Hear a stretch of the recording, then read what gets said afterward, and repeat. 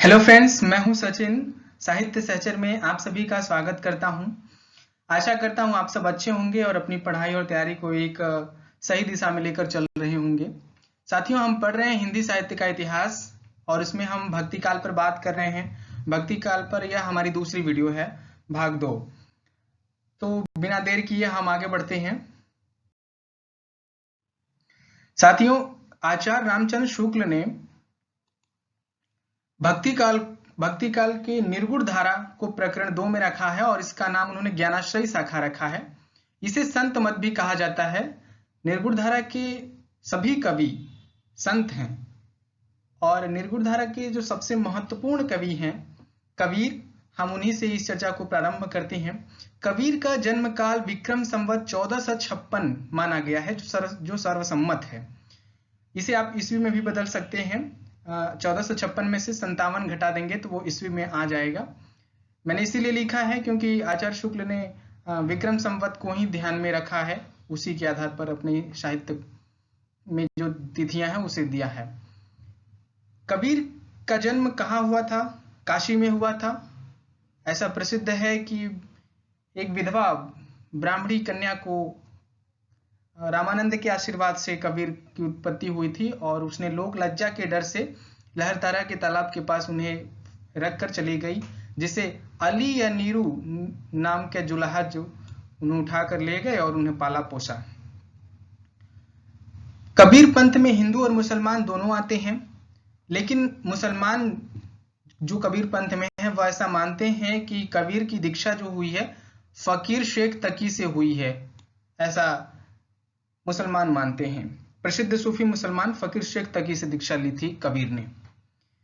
और ऐसा भी प्रसिद्ध है और ये सर्वसम्मत रूप से प्रसिद्ध है कि कबीर को रामानंद ने दीक्षा दी थी। कबीर को जो राम नाम मिला है वो रामानंद से ही मिला है, लेकिन यह ध्यान देने लायक है कि बाद में कबीर के राम और रामानंद के राम में भिन्नता आई, यानी कि कबीर के राम बाद में भिन्न हो गए, अलग हो गए। उसी पर कबीर का ही एक दोहा है, कबीर की ही ये पंक्ति है कि दशरथ सुत तिहु लोक बखाना, राम नाम का मरम है आना। साथियों, इसका अर्थ यह है कि दशरथ के सुत जो राम है उनको तीनों लोगों ने बखाना है, उसके गुणगान किया है। राम नाम का मरम है आना। आना यहाँ पर जो अर्थ है वो भोजपुरी का अर्थ है। आना हम लोग दूसरे के अर्थ में कहते हैं ना कि आन कोई का है, मतलब आन कोई का मतलब दूसरे कोई का है। तो राम नाम का मरम है आना, यानी राम नाम का मरम दूसरा है, कुछ और है। और आगे देखिए, अद्वैत का ज्ञान रामानंद से पहले ही था कबीर को। साथियों, यह अद्वैत क्या होता है? अद्वैत आत्मा और परमात्मा की एकता का सिद्धांत है, जिसमें यह कहा गया है कि आत्मा और परमात्मा एक ही है ना, वो अंतर नहीं है उनमें। अद्वैत दो चीजें, अद्वैत का मतलब ही है द्वैत अलग है, मतलब नहीं है, दो नहीं है कोई चीज, एक ही है। तो वो क्या है? आत्मा और परमात्मा के संबंध में कहा गया है कि दोनों एक ही हैं। कबीर पंथ या कबीर की जो सिद्धांत के रूप में अगर उनकी मत को देखें तो उसमें क्या क्या है? उसमें भारतीय ब्रह्मवाद है, सूफियों के भावात्मक रहस्यवाद को उन्होंने लिया और हठ योगियों के साधनात्मक रहस्यवाद को लिया, और वैष्णवों से उन्होंने अहिंसात्मक व प्रपत्तिवाद को ग्रहण किया। आगे देखिए, कहीं कहीं कबीर का जो ब्रह्म है, जो ईश्वर है, वह निर्गुण हो जाता है और कहीं कहीं वह सगुण जैसा बिहेवियर करने लगता है, व्यवहार उन्होंने जो दिखाया है जिस तरीके से, कहीं कहीं वो निर्गुण रूप में उन्होंने दिखाया और कहीं उन्होंने ऐसा लगता है सगुण ब्रह्म का लक्षण देखने को मिलता है। निर्गुण ब्रह्म की सत्ता का संकेत वो देते हुए ये कहते हैं कि पंडित मिथ्या करहूं विचारा, ना वह सृष्टि ना वह सृजनहारा। पंडित जो है मिथ्या विचार कर रहे हैं, लेकिन मैं कह रहा हूं कि न वह सृष्टि है, न ही वह सृष्टि बना, न वह सृष्टि में है और न ही वह सृजनहारा है, न ही उसने सृष्टि को बनाया है। और वहीं कबीर कहीं कहते हैं कि कहीं सर्ववाद की झलक कबीर के दोहों में मिलती है, यानी कि जो कुछ हो वही ब्रह्म है, वही ईश्वर है। आपू ही देवा आपू ही पाती, आपू ही कुल आप ही है जाति। यहाँ पे जो कुछ भी है वो कबीर ने ईश्वर को ही कह दिया है कि सब कुछ आप ही हैं। और कहीं उस ईश्वर को सोपाधि ईश्वर का संकेत मिलता है, यानी कि उपाधि देते हैं ईश्वर को कि जो कुछ है वो आप ही का है। कहते हैं ना कि साईं के सब जीव हैं कीरी कुंजर दोय।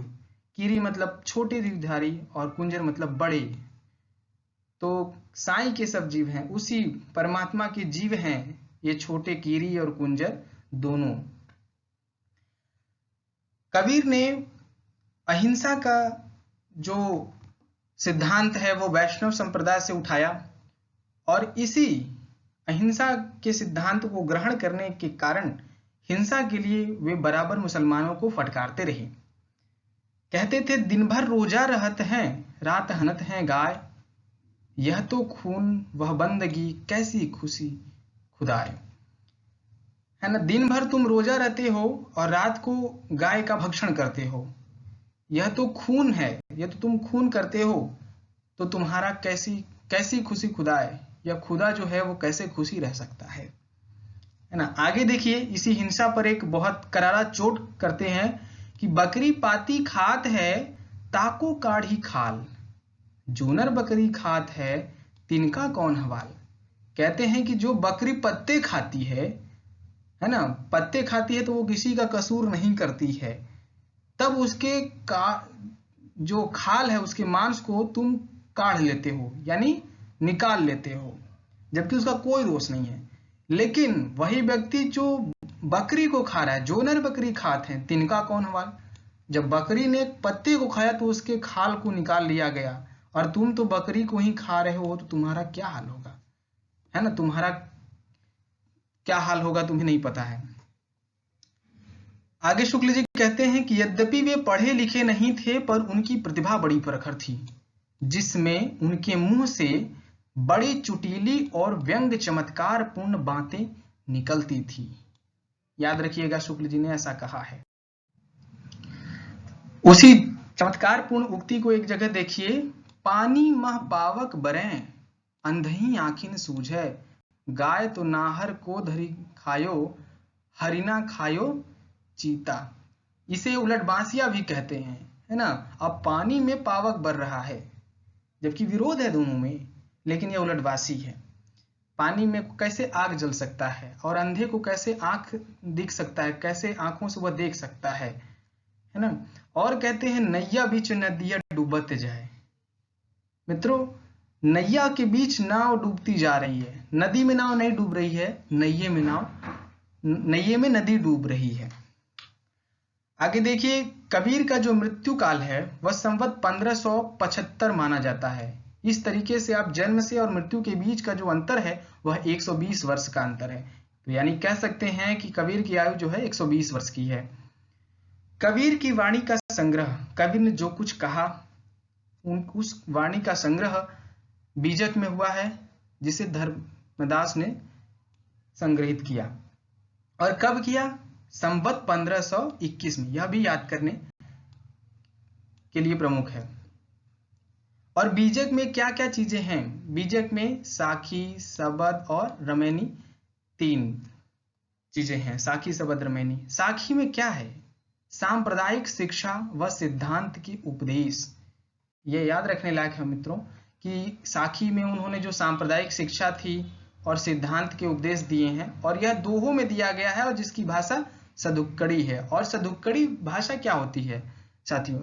सदुक्कड़ी भाषा में ये पंजाबी, राजस्थानी, ब्रजभाषा मिश्रित खड़ी बोली होती है ना। और वहीं सबद और रमैनी गाने के पद संग्रहित है इसमें। इसकी भाषा ब्रज भाषा है। बेशक गाने के लिए जो भाषा इस्तेमाल की जाती है वह ब्रज भाषा ही इस्तेमाल की जाती है, क्योंकि यह बहुत मधुर भाषा होती है और इसमें पूर्वी बोलियों के मिलावट के साथ गाया गया है। आगे देखिए, भाषा बहुत परिष्कृत और परिमार्जित न होने पर भी कबीर की उक्तियों में कहीं कहीं विलक्षण प्रभाव और चमत्कार है। प्रतिभा उनमें बड़ी प्रखर थी, इसमें संदेह नहीं। ऐसा शुक्ल जी कहते हैं कबीर के बारे में कि भाषा बहुत परिष्कृत और परिमार्जित न होने पर भी कबीर की उक्तियों में कहीं कहीं विलक्षण प्रभाव और चमत्कार है। प्रतिभा उनमें बड़ी प्रखर थी, इसमें संदेह नहीं। आगे देखिए, यह हजारी प्रसाद द्विवेदी का कथन है हिंदी साहित्य की भूमिका में पुस्तक में। सहज यानी सिद्धों और नाथपंथी योगियों का अक्खड़पन कबीर में पूरी मात्रा में है और उसके साथ ही उनका स्वाभाविक फक्कड़पन मिल गया है। इस परंपरागत अक्खड़पन और व्यक्तिगत फक्कड़पन ने मिलकर कबीरदास को अत्यधिक प्रभावशाली और आकर्षक बना दिया है। यह कथन आप याद रखिएगा कि हजारी प्रसाद द्विवेदी ने कहा है कि सहज यानी सिद्धों और नाथपंथी योगियों में जो अक्खड़पन था वो भी कबीर में पूरी मात्रा में था और उनमें व्यक्तिगत रूप से एक फक्कड़पन था और यह परंपरागत अक्खड़पन जो उन्हें सहज यानी सिद्धों और नाथों से मिला था और उनका व्यक्तिगत फक्कड़पन मिलकर दोनों ही कबीरदास के व्यक्तित्व में चार चांद लगाते हैं और वह अत्यधिक प्रभावशाली और आकर्षक रूप ग्रहण करते हैं। आगे देखिए, कबीर बड़े कवि हैं, वहां हैं जहां वे अपने ही अंतर जगत का वैविध्य संधान करते हैं और उसी से जीवन की विराटता सृजते हैं। यह कथन आचार्य रामस्वरूप चतुर्वेदी का है हिंदी साहित्य और संवेदना का विकास पुस्तक में, है ना। कबीर बड़े कवि वहां हैं जहां वे अपने ही अंतर जगत का वैविध्य संधान करते हैं और उसी से जीवन की विराटता सृजते हैं। यानी कहने का मतलब यह है कि कबीर जो हैं बहुत वैविध्य विषयों पर कविताएं किए हैं, उनमें बहुत सारी चीजें हैं, ऐसा नहीं है कि वो संकुचित है ना। वहां उनके यहाँ भी स्त्री है और उनके यहाँ भी हिंदू मुसलमान है और बहुत कुछ है। आगे रामस्वरूप चतुर्वेदी कहते हैं, यह विलक्षण है कि कबीर में जैसा बोलियों का सम्मिश्रण है वैसा ही मनोदशाओं का भी। यह निश्चय ही उनकी कला क्षमता का प्रमाण है। पूरब में भोजपुरी से लेकर पश्चिम में राजस्थानी तक उनका भाषिक संवेदनात्मक विस्तार है ना। बोलियों का जो मिश्रण है, क्योंकि कबीर घूमते थे इसलिए वो जहां जाते थे वहां की बोलियां वो ग्रहण करते थे और उसे सीखते थे और उनकी कविताओं में, उनकी वाणियों में ये सब चीजें देखने को मिलती थी। तो कई बार भाषा के सीखने से उस भाषा की जो संवेदना होती है कहीं ना कहीं वो भी कवि के पकड़ में आती है, तो इसलिए उनका जो भाषिक संवेदनात्मक है स्तर है वो बहुत विस्तार है और व्यापक है। आगे रामस्वरूप चतुर्वेदी कहते हैं, समाज सुधार की भावना या हिंदू मुस्लिम एकता कबीर के लिए एक प्रमुख वस्तु थी जिसे उन्होंने अपनी काव्य संवेदना में ढाला और काव्य बनकर ही उनके संदर्भ में वह स्मरणीय है। कई आप देखेंगे कि हिंदू मुस्लिम एकता पर कबीर बहुत जोर देते हैं, दोनों को फटकारते हैं उनकी बाह्य आडंबरों पर और वो जो कुरीतियां उनमें बसी हुई हैं उन सब पर। तो इस तरीके से कबीर का समाज सुधार का एक व्यक्तित्व उभर कर सामने आता है। अब निर्गुण धारा के दूसरे महत्वपूर्ण कवि हैं रैदास या रविदास। इनका जन्म काल संवत 1445 ठहराया गया है जो सर्वसम्मत तरीके से माना गया है ना। यानी कि संत रैदास जो हैं वो कबीर से पहले जन्म ले चुके थे। इनका जन्म है 1445 और कबीर का 1456। रैदास जाति से चमार थे। इन्होंने अपने बारे में कहा भी है, खुद कहा है, कह रैदास खलास चमारा ऐसी मेरी जाति विख्यात चमार। आगे कहते हैं अपने बारे में ही, वो काशी के निवासी थे रैदास, कबीर भी काशी के निवासी थे और रैदास भी। कहते हैं कि जाके कुटुंब सब ढोर ढुवंत फिर ही अजहू बनारसी आस पासा आचार सहित विप्र करहि दंडवती तिन तनय रविदास दासा अनुदासा। अपने बारे में कबीर रैदास जी ये कहते हैं कि कुटुंब जो हैं वो बनारस के आसपास के रहने वाले हैं और इसका अर्थ मैं बहुत अच्छे से नहीं बता पा रहा हूँ, इसके लिए माफी चाहूंगा, लेकिन ये महत्वपूर्ण पद है, यह ध्यान रखने लायक है। रैदास धन्ना मीराबाई और उदयदास के गुरु माने गए हैं। ये धन्ना मीराबाई और उदयदास शिष्य हैं रैदास के। साथियों, इनकी भक्ति भी निर्गुण ढांचे की ही है, कबीर की ही तरह। अपने ईश्वर को कहीं कहीं सब में व्यापक देखते हैं और कहीं कहीं नहीं देखते हैं। कहते हैं, थावर जंगम कीट पतंगा पूरी रहियो हरिराई। ये जो तुम्हारा जंगम कीट और पतंगा जो छोटे छोटे हैं उन्हीं में तुम बसते हो, पूरी रहियो, पूरे होते हो तुम उन्हीं में। हरिराई, हरि भगवान के लिए कहा गया है। और वो कहीं कहते हैं गुण निर्गुण कहियत नहीं जाके, तुम गुण हो निर्गुण हो सगुण हो ये कहा नहीं जा सकता है।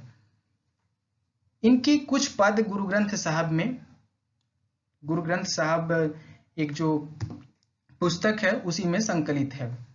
एक महत्वपूर्ण पद है उन्हीं का, रैदास का, जब हम होते तब तू नाही, अब तू ही मैं नाही, अतल अगम जैसे लहरमयी उदधि, जल केवल जल माही। आगे देखते हैं। निर्गुधारा के अगले संत हैं धर्मदास।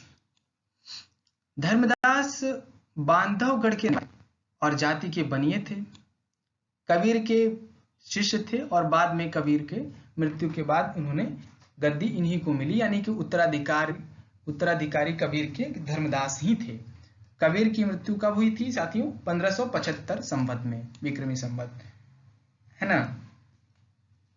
धर्मदास के बारे में ऐसा प्रसिद्ध है कि इन्होंने अपनी सारी संपत्ति लुटा दी, जो बहुत अधिक थी, सारी लुटा दी, है ना।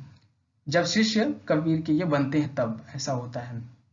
इनके बारे में शुक्ल जी का कथन है, इनकी रचना थोड़ी होने पर भी कबीर की अपेक्षा अधिक सरल भाव लिए हुए है, उसमें कठोरता और कर्कशता नहीं है। आपको कबीर में यह कर्कशता देखने को मिलती है क्योंकि वो फटकारते हैं, वो फटकार की भाषा कोमल नहीं हो सकती है ना। कहीं ना कहीं उसमें भी सुधार की ही भावना होती है, लेकिन उसमें भावना जो होती है, उसकी जो भाषा होती है वो कठोर और कर्कश होती है, परंतु यहाँ धर्मदास में ऐसा देखने को नहीं मिलता है। इन्होंने प्रेम तत्व को लेकर अपनी वाणी का प्रसार किया, है ना। देखिए कैसे, झरी लागे महलिया गगन गहराए, खन गरजे खन बिजली चमके, लहर उठे शोभा बरन न जाए। आगे देखिए, मितऊ मड़ैया सोनी कर गैलो, अपना बलम परदेश निकर गैलो, हमरा के किछऊ न गुण दे गैलो, जोगिन होई के मैं वन वन ढूंढो, हमरा के विरह वैराग दे गैलो। ऐसा लगता है कि कोई विरहणी नारी है जो अपने पति जो कहीं चला गया है, शायद परदेश चला गया है, उसके विरह में बहुत तड़प रही है और वो ये पद गा रही है, कह रही है कि मैं तो मड़ैया सूनी कर गए, मेरी जो घर है वो अकेला मुझे छोड़ के चले गए, है ना, सूना कर गए सब कुछ। लेकिन यह जो पद है यह किसी स्त्री का नहीं है, धर्मदास का पद है, और यह उस ईश्वर के लिए कहते हैं जो अद्वैतवाद में विश्वास करते हैं कि आत्मा और परमात्मा एक ही है, अभी आत्मा और परमात्मा का मिलन नहीं हुआ है, वो उससे बिछड़ गई है, आत्मा परमात्मा से बिछड़ गई है। आगे जो महत्वपूर्ण संत हैं दादू दयाल। दादू दयाल का जो जन्म संवत है वो जन्म संवत 1601 है। साथियों, ये जो हम जन्म संवत बता रहे हैं इसी आधार पे आपको क्रम लगाने के लिए आता है, तो आप ध्यान रखिएगा कि किसका क्या संवत है। महत्वपूर्ण कुछ ही लोग हैं, इसलिए आप कुछ ही लोग को याद कर सकते हैं जिन जिन लोगों का हमने दिया है। गुजरात के अहमदाबाद में इनका जन्म हुआ था। कई बार मिलान करने के लिए आ जाता है कि किसका कहाँ जन्म है। दादू दयाल ने दादू पंथ की स्थापना की। हालांकि कबीर पंथ से अलग दादू पंथ नहीं है, लेकिन एक अलग पंथ दादू ने चला दिया। ये लोग न तिलक लगाते हैं न कंठी पहनते हैं, साथ में एक सुमरनी रखते हैं और सतराम कहकर अभिवादन करते हैं। ठीक है, तो सतराम कहते हैं कौन? दादू पंथ के लोग। इनकी भी भाषा मिली जुली पश्चिमी हिंदी है जिसमें राजस्थानी का मेल है। पश्चिमी हिंदी जब भी कहेंगे तो वह राजस्थानी वहां जरूर आएगी, क्योंकि भारत के पश्चिम में राजस्थान है। कबीर के समान पूर्वी हिंदी का व्यवहार इन्होंने नहीं किया है ना, इन्होंने पश्चिमी हिंदी का व्यवहार किया है। इनकी रचना में अरबी फारसी के शब्द अधिक आए हैं। दादू की बानी में यद्यपि उक्तियों का वह चमत्कार नहीं है जो कबीर की बानी में मिलता है, पर प्रेम भाव का निरूपण अधिक सरस और गंभीर है। ऐसा शुक्ल जी कहते हैं कि दादू की बानी में उक्तियों का वह चमत्कार नहीं है जो कबीर की बानी में मिलता है, पर प्रेम भाव का निरूपण अधिक सरस और गंभीर देखने को मिलता है। इनकी रचना का कुछ पद देखिए। घीव दूध में रमी रहा, व्यापक सब ही ठौर, दादू बकता बहुत है, मथी काढ़े तय और, यह मसीत यह देहरा, सदगुरु दिया दिखाई, भीतर सेवा बंदगी बाहर काहे जाई। यह जो पद है ना, ये जो 2 लाइन की पद है, ये महत्वपूर्ण पद है। आप कई बार कबीर को समझकर उन्हें टिक कर देंगे। और कहते हैं, भाई रे ऐसा पंथ हमारा, द्वैपक्ष रहित पंथ गह पूरा अबरन एक अघारा। आगे हम गुरु नानक को देखते हैं। गुरु नानक भी निर्गुण धारा के संत कवि हैं। गुरु नानक एक सिख गुरु भी कहे जाते हैं। इनका जन्म संवत 1526 में ठहरता है। तिलवंडी ग्राम जो कि लाहौर में है, वहां इनका जन्म होता है। इनकी पत्नी, इनके पिता और माता का नाम उतना महत्वपूर्ण नहीं है। वैसे कालूचंद खत्री इनके पिता का नाम है और माता का नाम तृप्ता है। पत्नी इनकी सुलक्षणी थी और इनके 2 पुत्र होते हैं, एक श्रीचंद और एक लक्ष्मीचंद। श्रीचंद ने का नाम इसीलिए महत्वपूर्ण है, उल्लेखनीय है क्योंकि इन्होंने उदासी संप्रदाय की स्थापना की थी। कबीर द्वारा प्रवर्तित निर्गुण संत मत को अपनाया इन्होंने। ठीक, भक्ति भाव से पूर्ण होकर वे जो भजन गाया करते थे, उनका संग्रह गुरु ग्रंथ साहिब में हुआ। और संग्रह का जो समय है गुरु ग्रंथ साहब का, वो संवत 1661 माना गया है। गुरु नानक संसार की अनित्यता, भगवत भक्ति और संत स्वभाव के संबंध में यहाँ पे उनके कुछ पद दिए गए हैं, वही देखिए। इसदा मैनू की भी भरोसा, आया आया न आया, यह संसार रैन उदास सपना, कहीं देखा कहीं ना ही दिखाया। देखेंगे कि आप इनके जो पंक्तियां हैं, कविताएं हैं, इसमें पंजाबी बोली का मिश्रण मिलेगा क्योंकि ये पंजाब क्षेत्र के थे ना।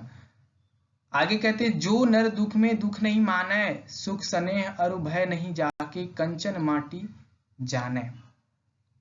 ये महत्वपूर्ण पंक्ति है और ये पंक्ति तो आप देखेंगे तब भी जान जाएंगे क्योंकि इसमें पंजाबी भाषा, मैनू, सपुना, इस तरीके के शब्द आए हैं, तो आप गुरु नानक समझ जाएंगे। भाषा पंजाबी और हिंदी है और ब्रज भाषा भी साथ साथ लिए चलती है।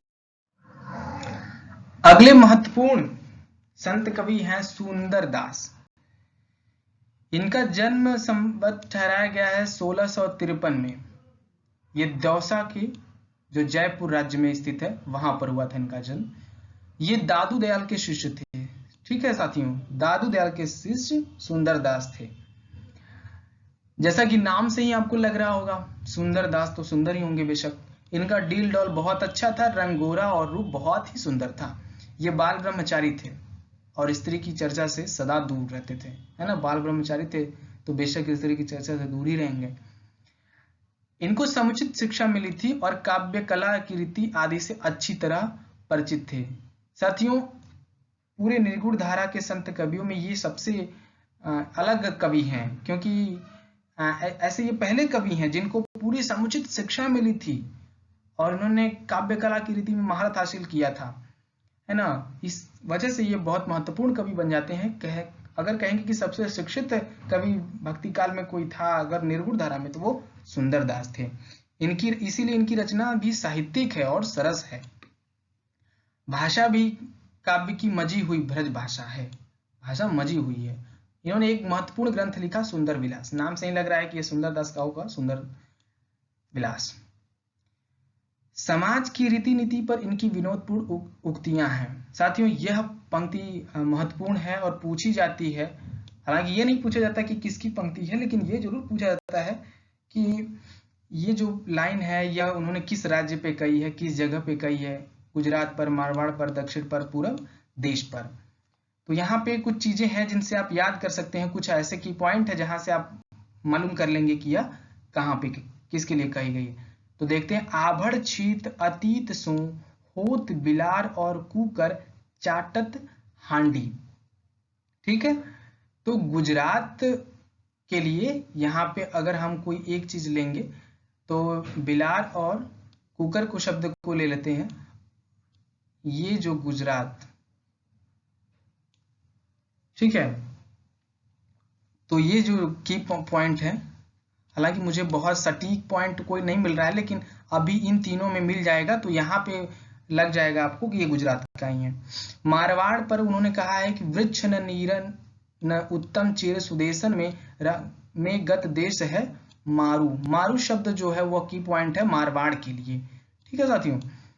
और दक्षिण के लिए रांधत प्याज विगारत नाज न आवत लाज करे सब भच्छन। एक तो यहाँ पे भच्छन है जिससे दक्षिण का संकेत मिलेगा आपको, और एक है रांधत प्याज। साथियों दक्षिण के लोग जो हैं वो क्या बोलते हैं, इडली हो डोसा हो और प्याज, मतलब उसमें प्याज का इस्तेमाल बहुत ज़्यादा किया जाता है, बहुत ज़्यादा क्या, लेकिन प्याज उसमें, जैसे आप अगर जो डोसा होता है उसमें बहुत इस्तेमाल किया जाता है प्याज का।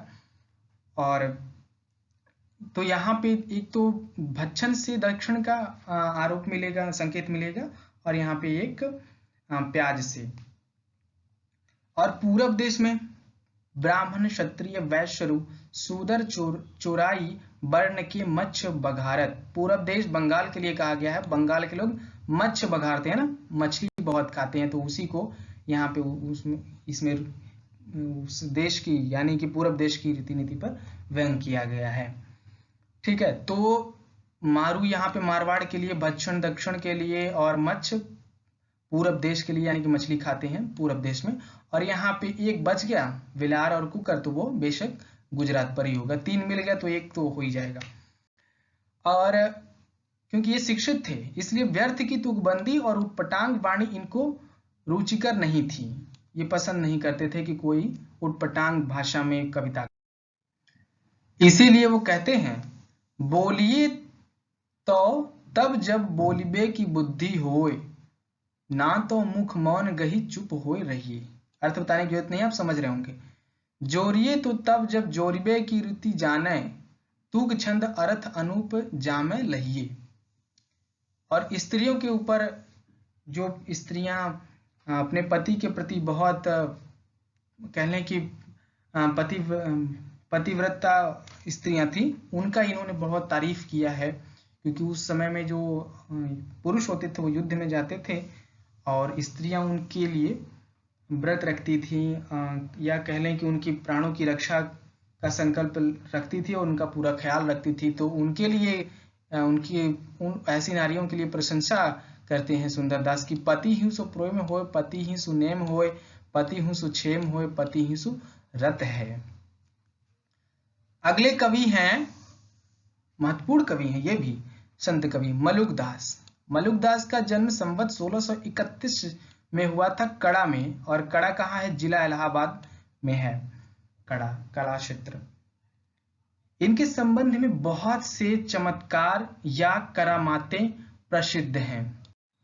एक करामात इनके बारे में देखिए कि एक बार इन्होंने एक डूबते हुए शाही जहाज को पानी के ऊपर उठाकर बचा लिया था और रुपयों का तोड़ा गंगा जी में तैरा कर कड़े से इलाहाबाद भेजा था, है ना। तो इनकी चमत्कार और करामात की कुछ उदाहरण थे। इनकी 2 पुस्तकें प्रसिद्ध हैं, रत्न खान और ज्ञान बोध। उल्लेखनीय है मित्रों और स्मरणीय है, याद करने लायक है। इनकी भाषा में भी फारसी और अरबी शब्दों का प्रयोग हुआ है, क्योंकि मलुकदास औरंगजेब के समय के थे और उसी इलाके के ये संत थे। कुछ पद बिल्कुल खड़ी बोली में हैं इनके।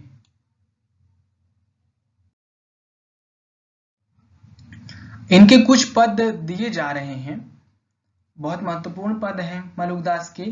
अब तो अजपा जपु मन मेरे, सुर नर असुर टहलुआ, जाके मुनि गंधर्व हैं जाके चेरे। इनका एक महत्वपूर्ण पद है, नाम हमारा खाक है, हम खाकी बंदे, खाक ही से पैदा किए अति गाफिल गंदे। ठीक है, तो जो निर्गुण धारा के जो कवि हैं वह निचले तबके से आते थे, तो अपने लिए कहते हैं कि नाम हमारा खाक है, हम खाकी बंदे, खाक ही से पैदा किए अति गाफिल गंदे। एक बहुत ही चर्चित या कह लें कि मुझे जो बेहद पसंद है मलुकदास की पद, कहते हैं कि सब ही के हम सब हमारे, जीव जंतु मुहि लगे प्यारे, तीनों लोक हमारी माया, अंत कतहु से कोई नहीं पाया। 36 पवन हमारी जाति, हम ही दिन और हम ही राति, हम ही तरवर कीट पतंगा, हम ही दुर्गा हम ही गंगा। तो ये जो पद है ना, वो ऐसा लगता है कि पूरे ब्रह्मांड का हर जीव, एक एक जीव जो है वो इसी ईश्वर का है और उसी का कण उसमें बसा हुआ है ना। जो वहां पे आप आदिकाल में हमने पढ़ा था, जोई जोई पिंडे सोई सोई ब्रह्मांडे, हर एक पिंड में वही ब्रह्मांड का कण और वही जीव तत्व विद्यमान है। महत्व एक जो सबसे अंतिम संत हैं, कवि हैं, अक्षर अनन्य।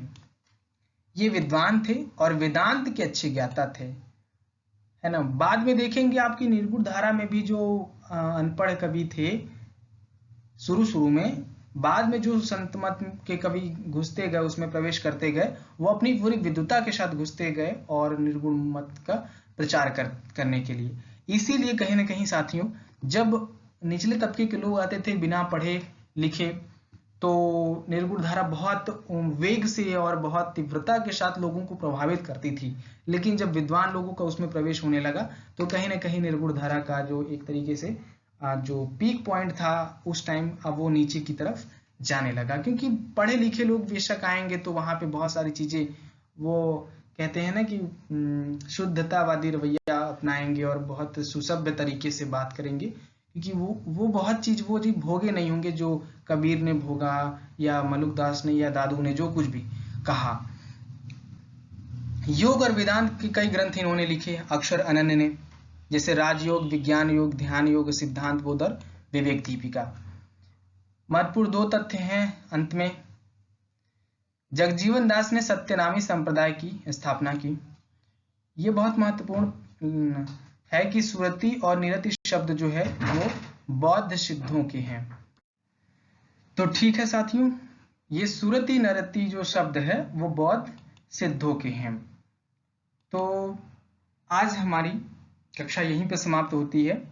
हमने भक्ति काल में निर्गुण धारा को आज पढ़ा। अगली वीडियो में हम निर्गुण के ही प्रेमाश्रयी शाखा पर बातचीत करेंगे।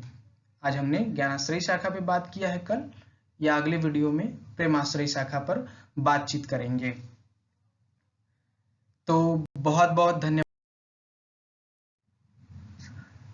वीडियो अच्छा लगे तो लाइक जरूर करें, अपने दोस्तों के साथ शेयर करें और प्लीज सब्सक्राइब जरूर करें। धन्यवाद।